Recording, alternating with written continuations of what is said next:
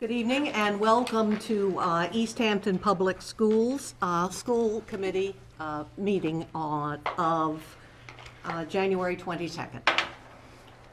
This meeting is being recorded by East Hampton Public Access Cable TV, and the school committee would like to recognize and thank Kathy, who is our chief volunteer who is taping this evening.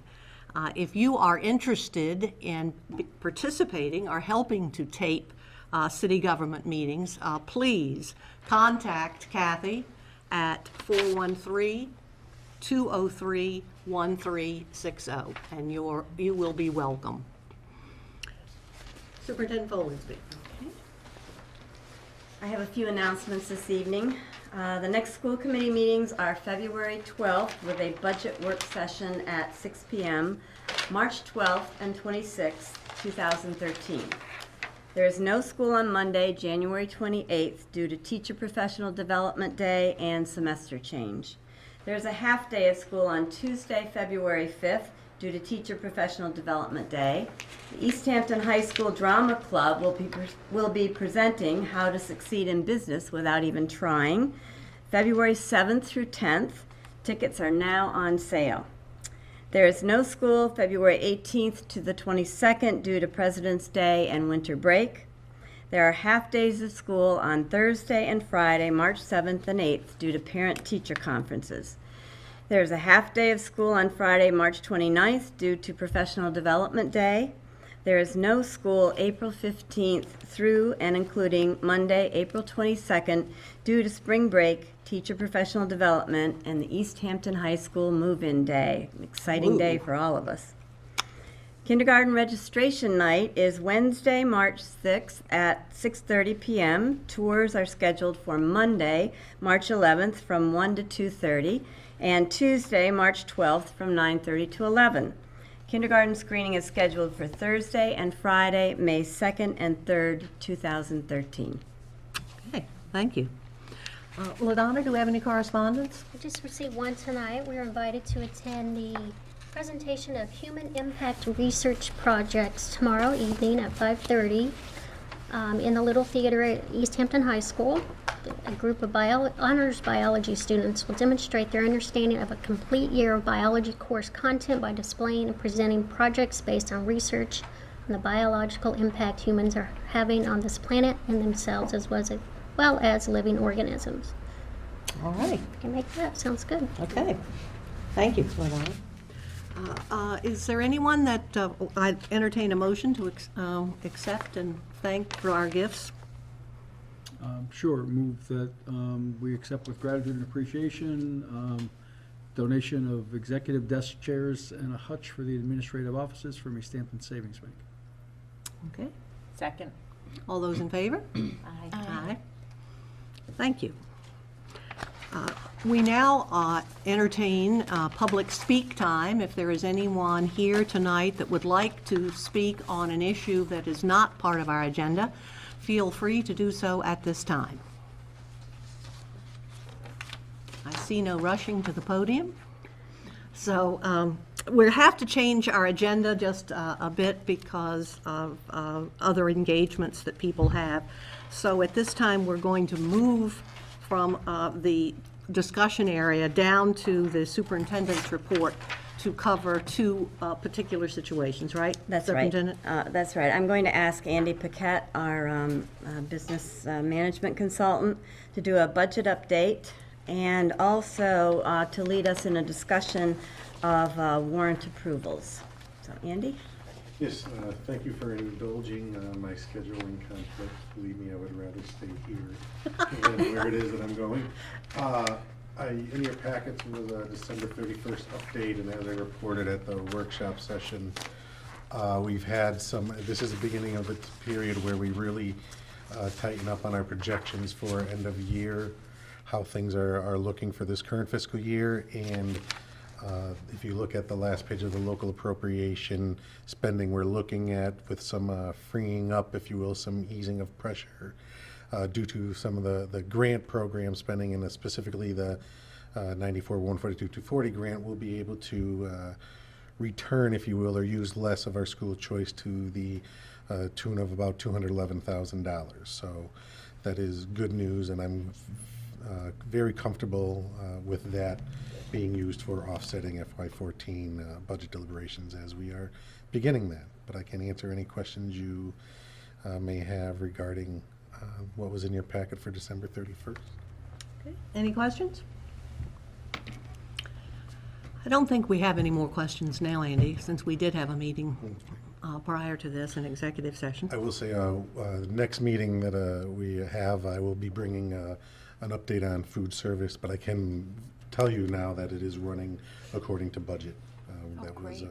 presented. So I'm going to have, they do their little 4-page summary regarding the different programs we have and budgeted to actual and how things are operating. So you'll have that for the next meeting as well. Okay, sounds good. The warrant approval, this we've touched on briefly, and honestly, I thought at one time we were on cycle, that we were actually approving warrants before check issuance, but it seems we are either back or it hasn't been consistent. So the city finance director asked if we would want to implement a procedure of some sort. Either she was talking about a shifting of the actual scheduling we have of bill paying so that it would fall in line after our school committee meetings, or she said it's something that we've talked about as well, as far as if the school committee would appoint either a member or 2 members as sort of a budget or warrant review, and when the warrants are available to come in and sign off, she would be willing to accept that with this full committee voting the warrants after for full presentation at the subsequent meeting.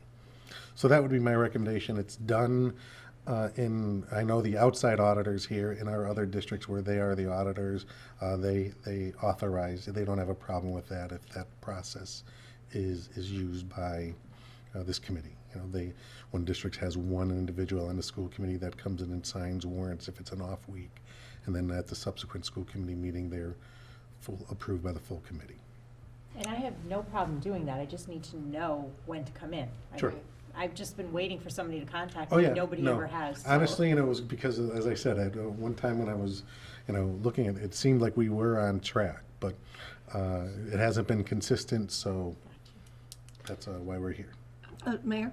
Yeah, just, so would it be appropriate, so that this doesn't have to be revisited every time, to authorize whoever is the chair of the finance committee to do that?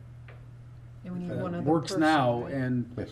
do you suggest 2 people? I would or- say 2, because one as a backup, Yeah, potentially. I work in Long Meadow, so what would the hours of availability be for me? I can Well- come in really early. Yeah, well, it also depends on Right. where and how we would make them available. So I wanted to check, first of all,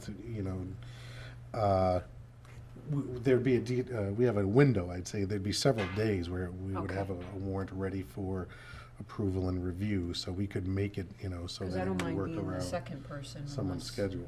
you want to jump up and down and push me out So of the just way. so you have a sense, if I Yes. might, just so you have a sense of it, the warrants are dated on Wednesdays. And Okay. so the city, non-school spending, we do a warrant every week. The school department does a warrant every 2 weeks. So you'd have, my guess is, 2 or 3 days prior to the Wednesday that the checks would be, that the warrant will be dated, checks to be made out the day after. You'd have a few days ahead of that, twice a month, that you'd have to come in. And then in those instances, when the school committee met on the Tuesday of the warrant week, It would- it's not an issue. So if we met every 2 weeks as opposed to twice a month, we'd be able to match the warrants. And the reason I think that we're not in alignment anymore is because we meet twice a month, but we do warrants every 2 weeks, and so they fall out of alignment, since there's 4.3 weeks in a month. Mhm. So basically, Andy, we need a firm understanding as to when our chair of the finance committee or our second person would be required to be here. Sure. And what I've been doing based on this, I'm mapping out for the remainder of the year, a calendar, if you will, as far as warrants availability, and then I'd be willing to share that. But it would be, so we're looking at a 2 to 3 day window of opportunity, so I'm All right. inclined to think it between, Lori's willingness and Bonnie as a backup, we'd be more than willing to accommodate Mike each has of their a- schedules. Mike has So a here's an idea for a motion. Okay, and I'll please. make it. I move that the school committee authorize a majority of the school committee's finance subcommittee or finance committee to execute a warrant on those weeks when the school committee doesn't meet. Okay, is there a second to that motion? Second. All those in favor? Oh, excuse me, is there any more discussion on it? I was gonna say, that way, if you're out of town, Lori, it can be It Deb can be and I. any two of the three members of Right. that committee. Okay. All those in favor of the motion? Aye. Then that's great. We'll count on that. Okay. And you'll prepare a calendar? I will, yes. Okay. All right, thank you, Andy. Thank you. Now we Okay, can now we're move- back to Now our- we can move back up to our discussion. Agenda. Is there a finance subcommittee? There is a report in your package. Yes. But I had discussed it at our last meeting Right. anyway, so if there's any further questions, anybody can ask. Any questions concerning the finance committee's report? Do we accept that report? You don't need to. Yeah, it's part of the record. Okay. How about policy review? We did meet last Thursday, and I will have those minutes prepared for our next meeting. We did meet on 4 policies, student records, updating our policy on that. Gifts to and solicitations by staff, which we are doing more review for that before bringing it to school committee. And news media relations, news releases, we'll have that brought forward at our next meeting. And policy guidelines for collecting delinquent fees and tuitions, which we decided not to make a complete policy, but more guidelines for the district to follow on that. Okay. All right, thank you, Any questions about that? LaDonna, but we'll get a copy of those minutes for the next meeting. Right. Okay. CES? We did meet on January 9th, and you will have some highlights in our next school committee package. The big thing that we talked about is the executive director of the CES will be retiring at the end of the year, so working on a ad hoc search committee to get that rolling to find the next executive director, so. Okay, but those minutes will be at our next meeting. All right. And what's the news on the street from the high school? Well, there's not much going on. The semester is ending, so everyone is studying for their finals, which are happening this Thursday and Friday. Okay. The We the People team is going to Boston this Saturday. Yes, to that's pretty compete. big. Yes, it's going to be an early morning for everyone. And actually, tonight the cheerleaders from the youth clinic are cheering at the game tonight. And that's it. Okay. I do have one question. What happened about the dress code you mentioned last time? Is there any more discussion on that at the high school? Not this week because everyone is studying for their finals. Okay. But So we wear will- whatever you want during finals. No, not really. Still a policy in place. Yes. We're going to be discussing it more after the semester change. Okay, good, good. And just because I like for everyone to hear, how many students are going to We the People? 36. 36. That's pretty amazing, don't you think? That's Yes. great. I made all of Fantastic. their name tags. All right, so they're ready to go. They are ready Good. to go. All right, thank you, dear. Thank you very much. Nancy, I just want to put a plug in one more time for the musical. Yes. Which is February 7th through the 10th. Tickets are on sale. Michelle Connolly is selling tickets, I think from 4 to 6, Monday, Tuesday, Wednesday at Whitebrook. And pretty soon, a phone number will be posted that people can call and reserve their tickets. You can reserve your seats. So if you can go see Michelle at Whitebrook between 4 and 6, I know it's at least on Monday and Wednesday, you can look at the seating chart and reserve your seats. And they're $12 for adults and $8 for students and seniors, I believe. And it's going to be a great show, a younger cast this year, but a great show. That's great. Bonnie, you said a phone number was going to be posted? It will be on the posted website, shortly. District website, or where? I know there's a Facebook The lawn page. signs. I'm sorry? On the lawn signs, it'll be On going the up lawn pretty signs. soon. Okay, all right, all Yeah, right. Lawn so that will signs be and a posted, Facebook and page. we'll get the word out too. Yeah, and by all means, get in touch with either Sean Sheehan or Abby Vanass at Oh, Whitebrook right. to have it put on the homepage Yep, of the that'd be website. great too. That'd be And wonderful. again, we have 8th graders in the show this year as well as the high school. Great. That's fantastic. And it's always a good show, so I That's a encourage hard everyone show to to attend. do, It's really too. wonderful. Yeah. Yeah. Thank you. That'll be fun. Perhaps we should mention the East Hampton Learning Foundation Ball again. I know yeah. LaDonna brought that up last time we met. March It's 2nd. March Oh, okay. 2nd. Yep, get your tickets.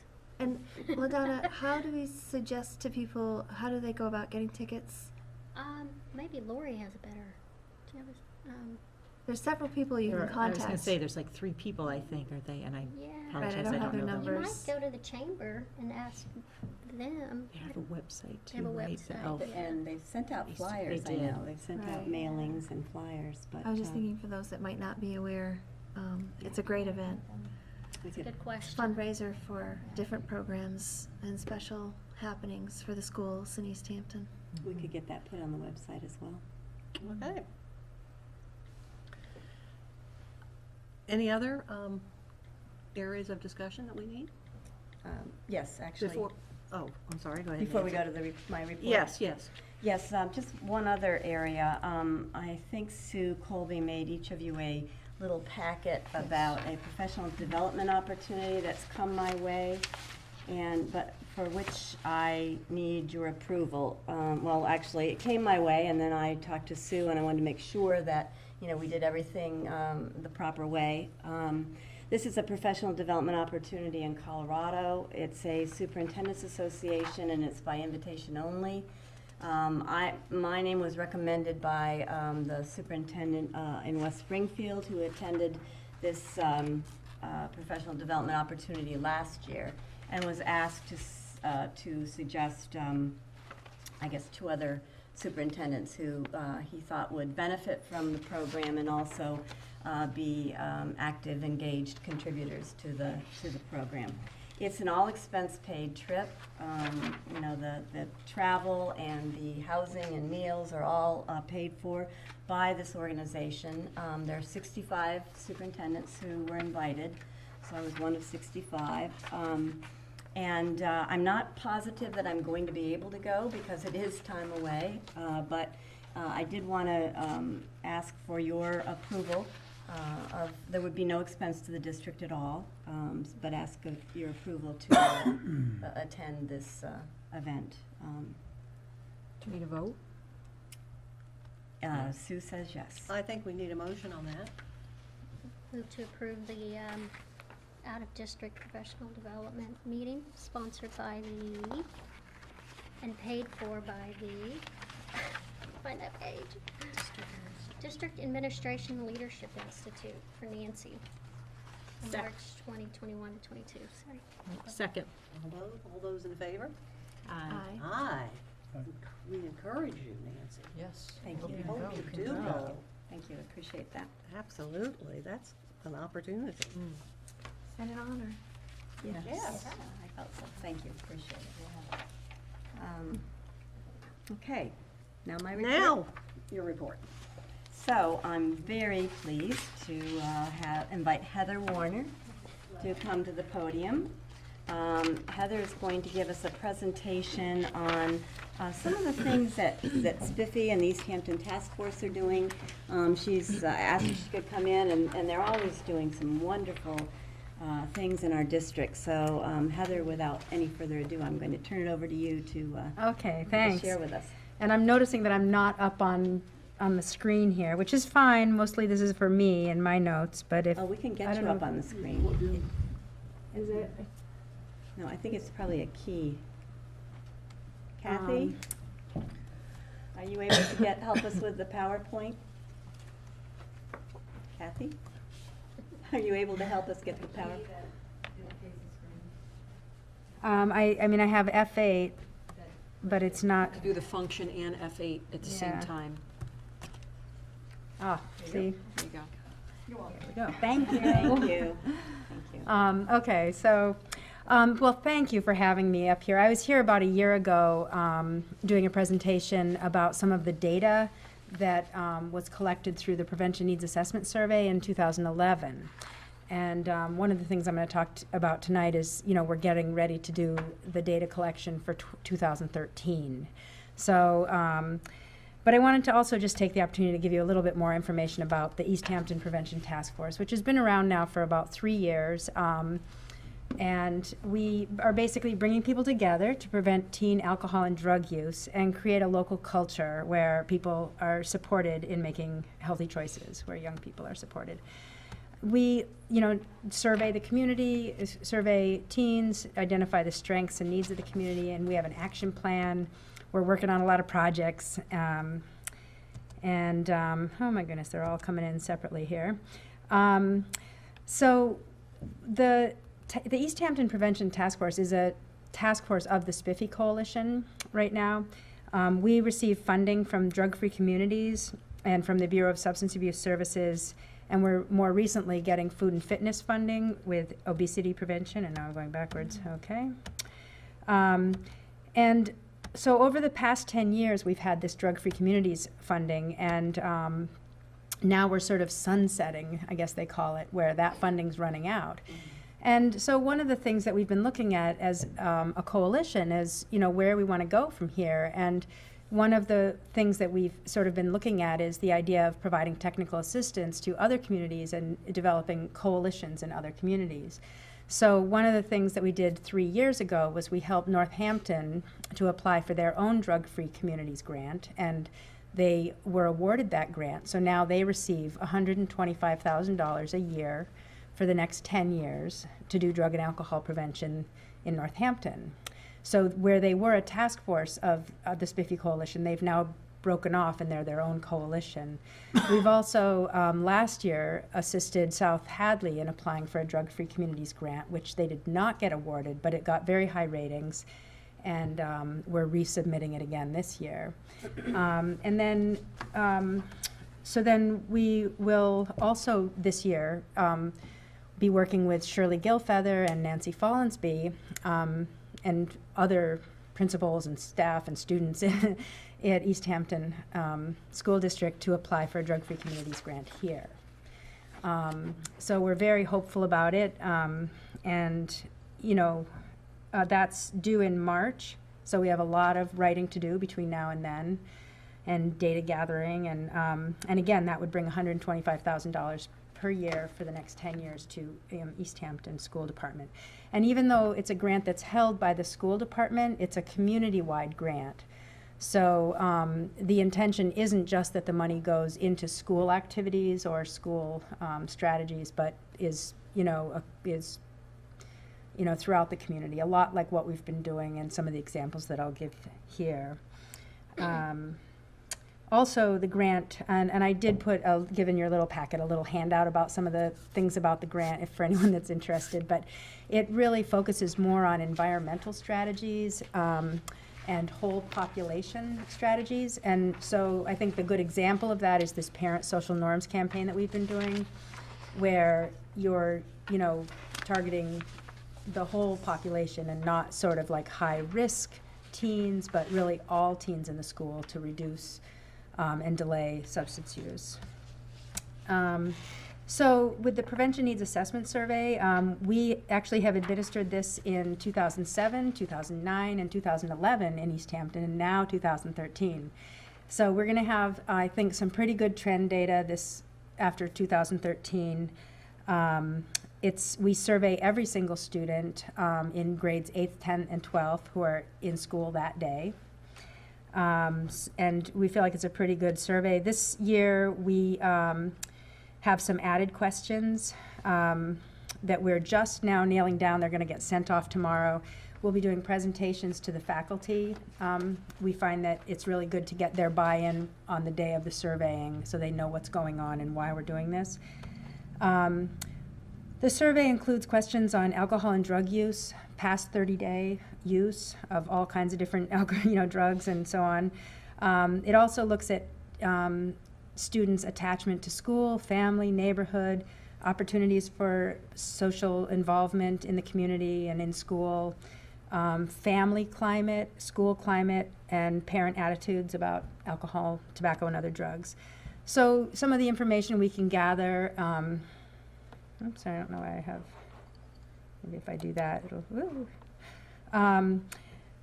you know, we can look at things in terms of school climate. Last year, we added a question about where kids feel they might be being bullied. There's a ton of questions on this survey and really interesting information. You can also ask school protective factors, and we can see that 93% of 8th, 10th, and 12th graders combined had lots of ways to get involved after school. You know, this is great news for East Hampton. And so we not only learn where the trouble spots are, but also what's going really well. There's also lots of chances for one-on-one with teachers. And, you know, and then you go down to where the school lets my parents know I've done well. There's a great opportunity to start some kind of work around notifying parents, even though we don't usually do that when kids get to high school, but maybe it's an area that would be a protective factor for young people.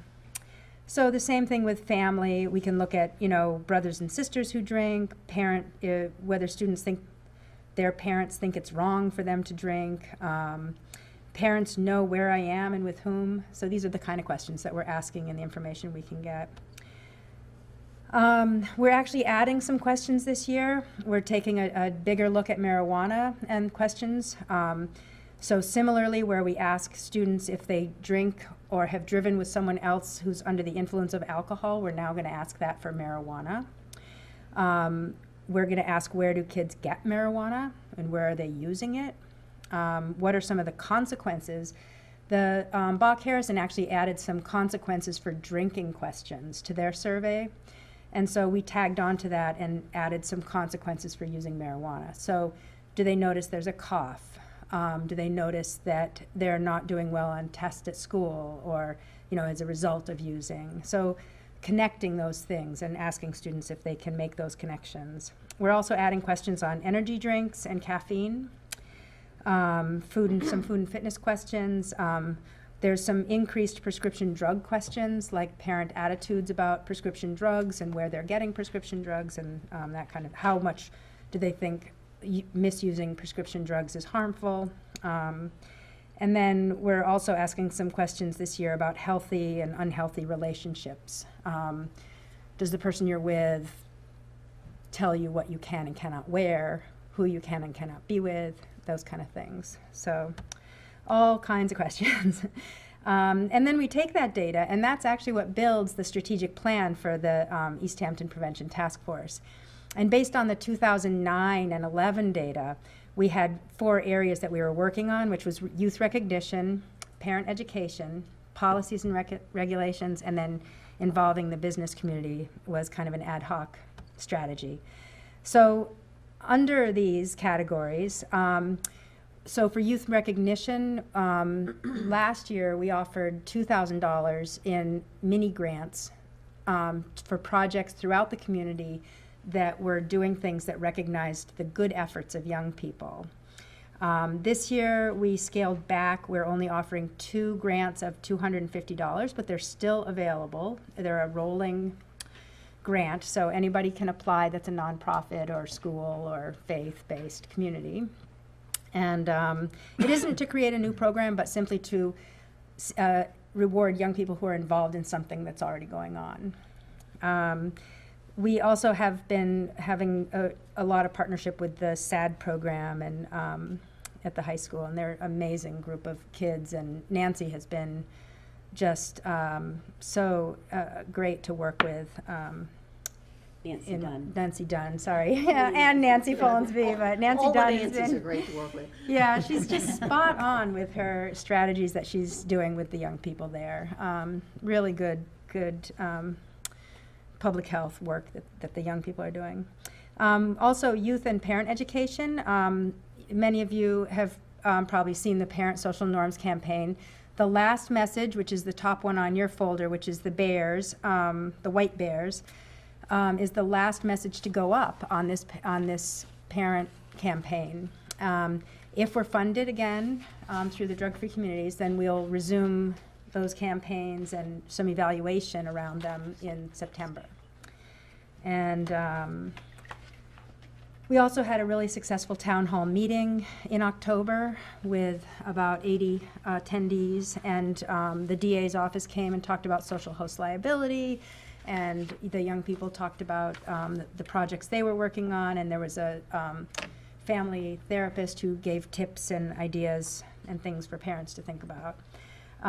We also are working on policies and regulations in the community, so we've been working with the licensing board, and actually on January 30th, we have a meeting where we're going to be looking at their regulations and revising them to incorporate things that would proactively prevent youth alcohol use. And so it might include training retailers in serving safely and not serving underage. And it might include, when you have a public event, turning your advertising inward so it's not showing outward on your, tent, or maybe not having a beer tent at all, things like that. So, and we're also hoping to work with the Board of Health. I know they've already been doing some work on the marijuana regulations, but there's a lot that can happen there to make a community safe as where you start to look at medical marijuana and how to keep it out of the hands of young people. So we're also trying to involve the business community, and Brian Delaney, one of the students who comes regularly and is on our task force, has created a program called Welcome to East Hampton, and so he's working on a video with hotspots of East Hampton. It's been in progress for a while, and now we're actually talking to businesses about creating coupons and giveaways, and then we'll put prevention materials inside a bag such as this. And Brian realized that when young people are new to the community, when families are new to the community, oftentimes their children don't feel really connected. And he thought that if other young people went out to those families and welcomed them, that it could really, start a process of feeling more connected. So that's where that came from. And so just a few pictures of some of the things that we're doing. We also did an Above the Influence campaign where young people talked about what they were at risk of in their lives. And in this picture right here, it's the bro code was identified as something that you can fall victim to, and how to rise above that. And so that's what this whole campaign was about. And the media teacher, Elaine Clavelo, sort of headed up some of that work.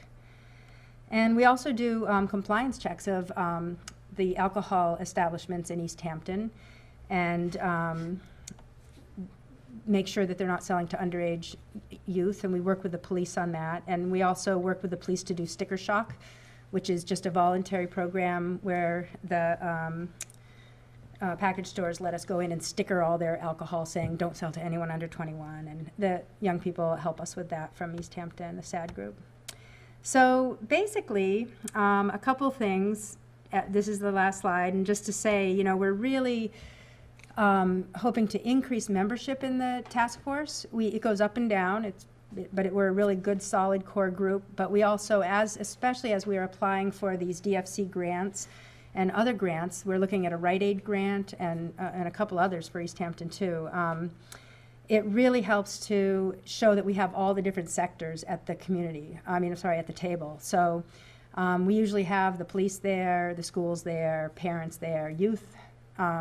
We'd love to get some people from the business community to come. We always welcome more parents and more youth. Really everybody's welcome to come, and it should get really interesting, because as we move forward over the summer and into September, we'll be analyzing the 2013 data and coming up with some new strategies for the task force. So that's kind of interesting work too. But it's fun, and we meet on the fourth Thursday of every month from 3:30 to 5 right here on this floor at 50 Payson. And especially again, like in January and February, come check us out. We have a lot of new people. I think the fire chief is coming, and we're going to be just giving some overviews and digging into some projects. And those minutes are what we're going to actually send to the DFC to show them that we've got people interested. So All right. that's it. Thanks. Any questions? Yeah, any questions? Heather? I just have to say, I had gone to your town hall meeting, I think several of us Yeah. had, and that was really good. Oh, good. And I thought the one thing that was interesting, and you're right about Ms. Dunn being so wonderful, is that I had learned some interesting things there, and I went back to tell my teenager, And she's like, oh, yeah, we had learned about this too. So I'm like, I thought that was great. So I'm like, Yeah. okay, we're both on board with this and, you know, this Yeah. could work. But Yeah. that was a really good program. And you guys Yeah. do some really good things. Oh, So good, thank you, I'm glad. Ms. Dunn does a tremendous amount of work with our students, very positive, and, you know, really has done some great things in terms of raising awareness about risk factors. And Yeah. she's got a very actively engaged group of young people, so that's pretty Yeah. exciting too. Yeah, yep, they've been really, really great. Great young people. Any other questions or Okay, thanks. comments? Thanks. Thank you, Well, Heather. thank you, Thank thank you you. very much. Yeah.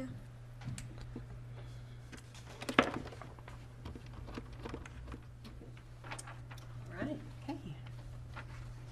So, excuse me.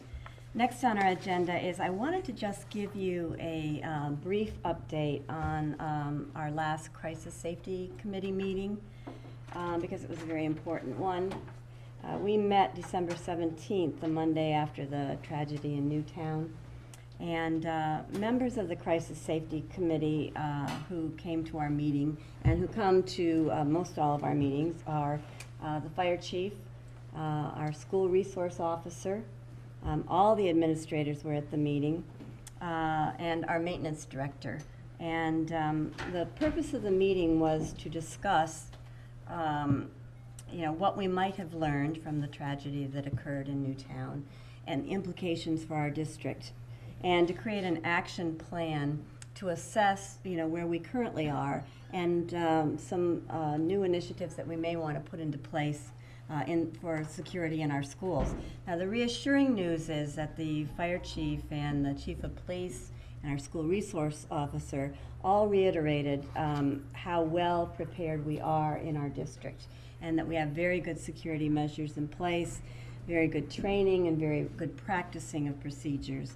And thanks to their help, the fire chief, chief of police, and our school resource officer, they've really kept us ahead of the curve. I think, as you know, we have swipe keys for entrance to all of our buildings. People have to be buzzed in by somebody who has a video surveillance camera so they can see the person coming to the door. And there's a sign-in procedure, and guest passes are being put in place across the district if they weren't already in different buildings. But more to the point of this particular meeting was to really think about what pieces of security we wanted to put into place that we might not already have. So we created an action plan coming out of this meeting, and everyone had a responsibility.